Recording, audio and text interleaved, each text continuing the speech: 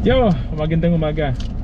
Meron akong dalawang panikit dito. Ito ang aming mga panikit, no? So dito sa Airport Police, lalo na sa traffic section, meron kaming dalawang panikit. Ito yung OVR o Ordinance of Violation Receipt, at itong TOP o Temporary Operators Permit, no? So ano nga ba ang pagkakaiba nitong dalawa? Ang OVR ay ini-issue ng mga LGU at ini-issue ito sa kanilang mga deputized na traffic enforcer within Metro Manila, no? So ang OVR ay pag ikaw ay natikitan dito sa NAIA, hindi pwedeng kumpiskahin ang iyong lisensya, no? I-issue ka lang ng ganito at ang ibibigay sa iyo itong kulay asul. Ito, kulay asul.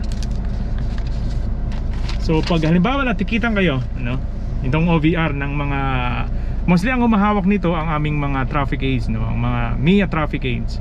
So pag na-issuehan kayo ng citation ticket nitong OVR, mariredeem nyo ito dun sa mga redemption center kung saan syudad o municipality kayo natikitan, no?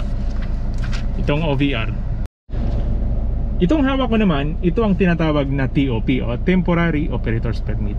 Ito naman ay ini-issue ng Land Transportation Office sa mga deputized na enforcer dito sa amin. Kalimitan ang nagiging deputized ay ang mga airport police, no? MIA Airport Police. So itong TOP, once na na-issuehan ka nito, take note, kumpiskado po ang inyong lisensya pag na-issuehan ka nitong TOP. Mariredeem mo ito within 72 hours, no? Valid 72 hours temporary valid. Operators Permit.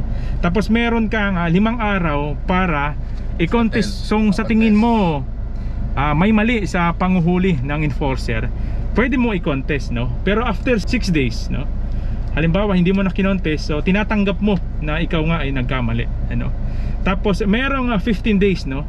Dapat 15 days matubos mo na ito. Kasi once na hindi mo natubos, ang iyong driver's license ay masususpinde ng 1 buwan. So napakabigat nito, no? Ang TOP. So dito sa airport, meron kaming dalawang panikit, no?